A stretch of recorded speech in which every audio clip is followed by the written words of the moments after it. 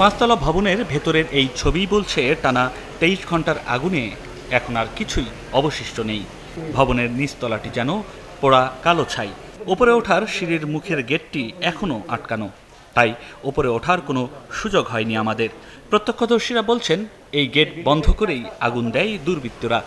এরপর বাইরের গেটের শাটারও নামিয়ে দেওয়া হয়, ফলে ভেতরে যদি কেউ আটকা পড়ে থাকেন তারা আর বেরোতে পারেননি। তালা তালা উপরে টেকাছে মতন পরে নিচ দিয়ে আগুন ধরাই দিচ্ছে। পরে হ্যাঁ লগে ডাকাইতেছে যে তত নেমে যা আগুন লেগে গেছে, তুই সেই নিচ দিয়ে নাম, আমি পিছন দিয়ে নেমে পড়ি।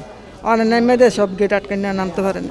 আমার বাতি যাতে কইতেছে, কাকু আমার আব্বুর আয়না দাও, আমার আব্বুরা নিয়ে আসলে আমি ভাত খামো, নাইলে তো খামো না। কিন্তু ভেতরে কত মানুষ আটকা পড়েছিল এই প্রশ্নের উত্তরে শাড়ি কারখানার এক শ্রমিক জানালেন সেই রাতের কথা।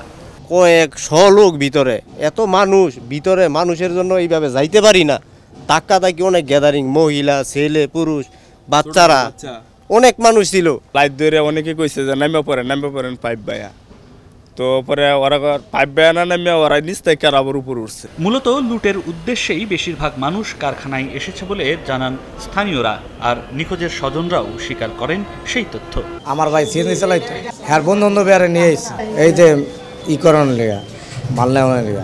মাল না নিলেও নিছে, আনালাই লোকে আনার ফলা তো নাই না, সেইগুলা খেলে গাইলো। মিথ্যা কথা কইলে লাভ নাই, সেই টাইমে আইসে লুটপাট তো সারা রাত হয়েছে। উনসি এই বিকালের তুই বিলেও শুরু করছে, 4টার তুই লুটপাটও শুরু হয়েছে। তবে নিখোঁজ মানুষের তালিকা করা হয়নি এখনো। জেলা প্রশাসক বলছেন 8 সদস্যের একটি তদন্ত কমিটি করা হয়েছে। এই কমিটি ইতিমধ্যে কাজ শুরু করেছে যে এই অগ্নিকাণ্ডের ঘটনাতে কারা জড়িত, কারা এখানে ঘটনাটি ঘটিয়েছে। দ্রুতই ঘটনাস্থল তল্লাশি চালাবে ফায়ার সার্ভিস। নয়ন আদিত্য, 71, নারায়ণগঞ্জ।